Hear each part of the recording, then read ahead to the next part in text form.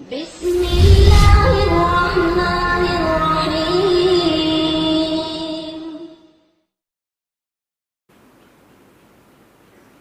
तबाही की तरफ जा रही है हमारी नई नस्ल, मखलूत दीनी तालीम की वजह से, मखलूत दुनियावी तालीम की वजह से। देखो, एक बात जहन में रखो, अगर मदरसे मखलूत हो जाएं जिनमें सुबह शाम क़ाल अल्लाह और क़ाल रसूल पढ़ाया जाता है, तो वो भी क्या हो जाएंगे? तबाह हो जाएंगे। हमारे यहां स्कूल के सिलेबस को तो फोकस किया जा रहा है कि ये होना चाहिए, ये नहीं होना चाहिए। माहौल को बिल्कुल भी फोकस नहीं किया जा रहा कि किस माहौल में दीनी तालीम होगी। अगर केपीके की गवर्नमेंट जो भी मुस्तकबिल में बनती है, वो केपीके में पहली जमात से लेके 10वीं तक कुरान को लाजिम करार दे दे, वो कहे कि कुरान लाजिम है, अरबी सीखना लाजिम है, खुदा की कसम अगर को एजुकेशन वाला सिस्टम हुआ तो ये कुरान की तालीम आपको जिना से नहीं बचा सकती। ये कुरान की तालीम आपको कुरान पर अमल करने पर मजबूर नहीं कर सकती। मैं कहता हूं पहली जमात से लेके 10वीं तक कुरान ना हो, लड़कों का अलग मदरसा स्कूल बना दो, लड़कियों का अलग मदरसा स्कूल बना दो। ये ज्यादा अहम है बनिस्बत इसके कि सिलेबस में कुरान की आयत को शामिल किया जाए। क्या करें, कैसे समझाएं भाई? कुरान की तालीम भी जरूरी है, मगर इतनी जरूरी नहीं है जितना मर्द और औरत का अलग अलग बैठना, बोलो भाई, ज्यादा जरूरी है। हम अपने बाप दादाओं में और आज भी ऐसी खवातीन को जानते हैं जिन्होंने कुरान नहीं पढ़ा मगर कुरान पर अमल अच्छी तरह से करती हैं। उनको नहीं पता कुरान में क्या लिखा है, लेकिन उनको पता है कि गैरत अल्लाह का हुक्म है, हया अल्लाह का हुक्म है, शौहर की इताअत अल्लाह का हुक्म है, भाइयों से मोहब्बत अल्लाह का हुक्म है। ये 5-6 हकाम उनको मालूम है, कुरान एक लफ्ज भी नहीं जानती। और ऐसी खवातीन को भी जानता हूं, अलहम से लेके वन्नास तक पूरा कुरान पढ़ा हुआ है, मगर 10-10 मर्दों से उनके ताल्लुकात हैं। कुरान पर अमल ये ज्यादा अहम है बनिस्बत तालीम कुरान पर। कुरान आप मर्द और लड़की औरतों को इकट्ठे तालीम हासिल करने की इजाजत नहीं देता। मेरे पास मैसेज आते हैं कि गवर्नमेंट इस तरफ जा रही है, ये वादे किए जा रहे हैं केपीके वालों से कि इमामों की तनख्वाहें, इमामों को तनख्वाहें दी जाएंगी गवर्नमेंट की तरफ से। बहुत अच्छी बात है, होनी चाहिए, तनख्वाहें बढ़ा दी जाएंगी, बहुत अच्छा काम है। जो अच्छा काम है उसको अप्रिशिएट करना चाहिए। कुरान की तालीम पहली जमात से लाजिम कर दी जाएगी, बहुत अच्छा काम है। लेकिन अगर आप को एजुकेशन सिस्टम ला रहे हो तो हमें इन अच्छे कामों की ज़रूरत नहीं है, ये रहने दो। क्योंकि वो कुरान, अगर लड़का लड़की को एक साथ बिठा के आप कुरान पढ़ाओगे, वो फितने में मुब्तला होंगे। वो कुरान मौजूद होते हुए कुरान की धज्जियां उड़ाएंगे। मैंने बताया था आपको कि पंजाब यूनिवर्सिटी में मैं गया हूं, मैंने देखा है वहां का माहौल। चर्स और हीरोइन लड़कियों में आम हो रही है। क्यों हो रही है? को एजुकेशन सिस्टम आपको डिप्रेशन का मरीज बना देता है, क्योंकि आपको इतने मुख्तलिफ डिजाइन नजर आते हैं मगर सब डिजाइन आपको मिलते नहीं है। हर एक में इतनी ताकत भी नहीं होती लेके भाग जाए, और हर एक भागने के लिए तैयार भी नहीं होता, और भागने के बाद के जो मसाइल हैं वो हर आदमी अफोर्ड कर भी नहीं सकता।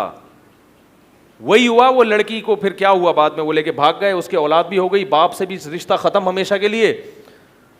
जब औलाद भी हुई उनकी, वो मौलाना साहब जो फरार हुए थे, और फिर क्या हुआ कि मियाँ बीवी में अनबन हो गई, कुछ वक्त के बाद तलाक हो गई।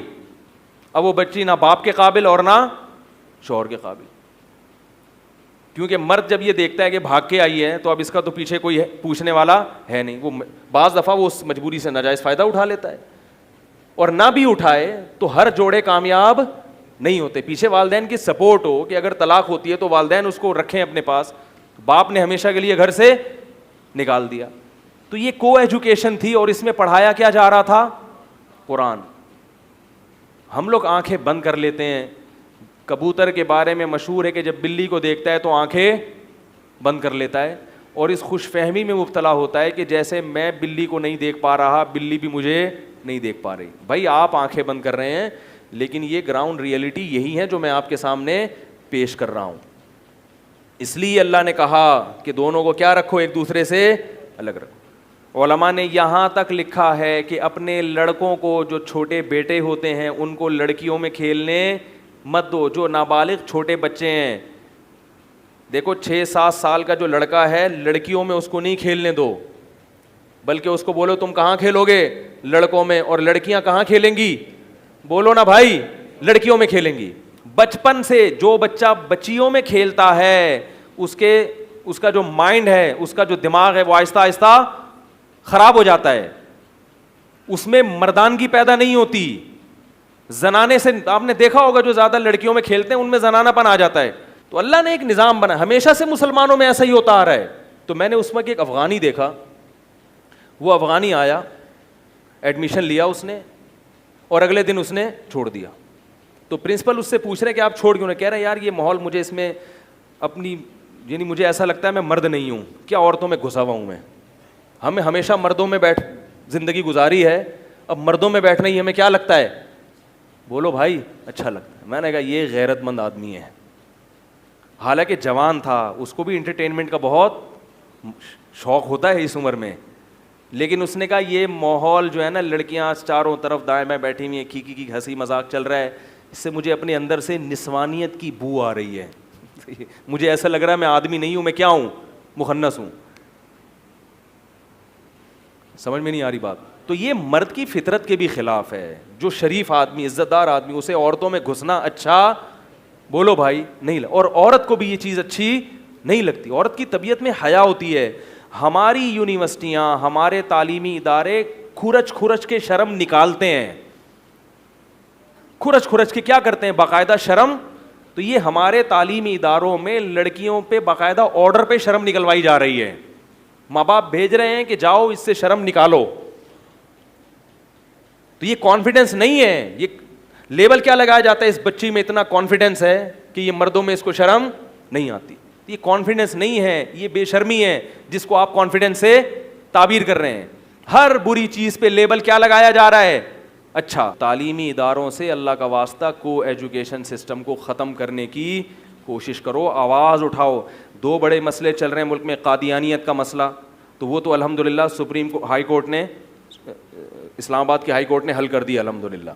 अब इंशाअल्लाह पाकिस्तान में किसी के में दम नहीं है कि कोई कादियानियों के हक़ में कानून साजी की कोशिश करे। उलमा ने अल्हम्दुलिल्लाह अपील की इस्लामाबाद हाई कोर्ट में, और उस ये अपील दायर की थी, रद्द दायर की थी कि ये जो कानून में तब्दीली हुई है इसका असल जिम्मेदार कौन है। ये चीज़ें धरनों से नहीं पता चलती, तमीज़ से आप अदालत जाएं तो फिर होता है। तो उसके ख़िलाफ़ फिर शवाहिद पेश किए गए, तो अल्हम्दुलिल्लाह असल जिम्मेदारों के नाम सामने आ गए कि ये लोग थे जिन्होंने पिन किया था, ठीक है ना, उन लोगों के नाम सामने आ गए। तो अब अल्हम्दुलिल्लाह कादियानियत के ख़िलाफ़ मुल्क में इतनी ज़बरदस्त कानून साजी हो चुकी है अल्हम्दुलिल्लाह अल्हम्दुलिल्लाह कि इंशाअल्लाह अब किसी असम्बली में बैठे हुए शख्स में ये जुर्रत नहीं होगी कि वो कादियानियों के हक़ में चोर दरवाजे से कोई कानून पास करने की कोशिश करे। लेकिन दूसरा एक बहुत बड़ा मसला जो को एजुकेशन सिस्टम का है, उसके ख़िलाफ़ ना कोई आवाज़ उठाई जा रही है, ना कोई बिल पास करने की बात की जा रही है। हमारी जो दीनी जमातें हैं वो भी इस बारे में हमें खामोश नज़र आती हैं। एक उसूल याद रखें, जमहूरी तर्ज़ अमल में कोई भी सियासी जमात होगी, चाहे वो दीनी हो या लिबरल जमात हो, वो ये देखती है कि पब्लिक क्या चाहती है। आई बात समझ में? अगर पब्लिक नहीं चाहती तो उनको पता है कि फिर इस फोकस, इस टास्क पे काम करना, इससे हमारा वोट ज़ाया हो जाएगा, जो हमारे वोट की ताकत है वो क्या होगी, ज़ाया होगी। तो अगर अवाम एहतजाज करेगी, ट्विटर पे ट्वीट करें आप लोग, फेसबुक पे मुहिम चलाएं, व्हाट्सएप पे चलाएं, यूट्यूब पे चलाएं कि भाई हमें को एजुकेशन सिस्टम, बोलो भाई, नहीं चाहिए, तो इंशाअल्लाह मैं समझता हूँ कि मुस्तक़बिल में कुछ ऐसी कानून साजी हो सकती है कि इस्लामी मुल्क है भाई, मर्दों के लिए अलग इदारे बनेंगे। और ऐसी वीडियोस यूट्यूब पे आ रही हैं कि लड़कों के कॉलेज में बाकायदा फ़ीमेल टीचर पढ़ा रही है और लड़कियों के कॉलेज में बाकायदा, बोलो भाई, मेल। भाई इसको उधर भेज दो, उसको इधर भेज दो, ना ना ना ना, हम लिबरल लोग हैं।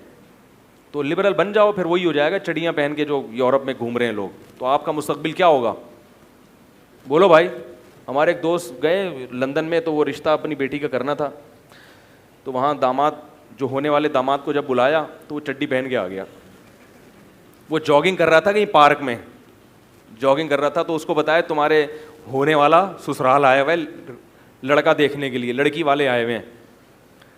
तो उसने कहा भाई हम लिबरल, यानी हम क्या हैं, लिबरल लोग हैं, अब ये क्या कि जाओ जैसे हैं वैसे हम, मुनाफकत नहीं है, इसको ये ताबीर किया हमें क्या है, तो ऐसे ही जॉगिंग करता हुआ चड्डी पहन के आगे बैठ। वो बेचारे डर गए, यार कम से कम इधर तो तमीज से बैठो, कपड़े तो पहनो। तो उसने कहा भाई मैं ये शो करना चाहता था कि मैं जैसा हूं वैसा ही नजर आऊं, मेरी ये लाइफ स्टाइल है, कोई एक्चुअली कोई मसला नहीं है, ठीक है। तो अल्लाह के बंदे, तू तेरे होने वाले ससुर आए हुए, वहाँ तो प्रॉपर ड्रेस पहन के बैठो, ठीक है, आप चड्डी पहन के पार्क में, पार्क का माहौल अलग होता है, यहाँ तो कम से कम, हम तो कहते हैं पार्क में भी चड्डी नहीं पहनो, कम से कम घुटने तक तो लोग कहते हैं कि ये क्या है लिबरल, तो फिर पूरे लिबरल बनो, चड्डी पहनने की क्या जरूरत है फिर।